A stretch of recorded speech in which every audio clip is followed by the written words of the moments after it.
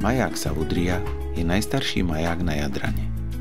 Bol postavený v roku 1818 a ako prvý maják bol poháňaný plynom.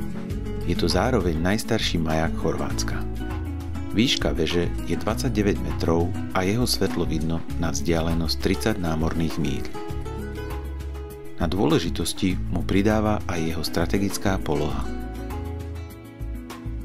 Nachádza sa iba 5,5 km od slovinského Piranu a 56 km južne od talianskeho Terstu.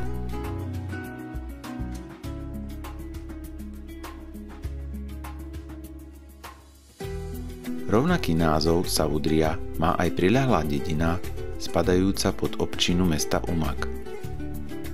V roku 2011 tu žilo 253 obyvateľov v 101 domoch. Jedná sa o najsevernejšie prímorské sídlo Chorvátska. Nájdete tu príjemné reštaurácie a pekné pláže. Pobyt v Savudriji odporúčame rodinám, ktoré sa chcú kúpať a opaľovať na skalnatých plážach. Za priaznivého počasia sa dajú vidieť až talianske Alpy.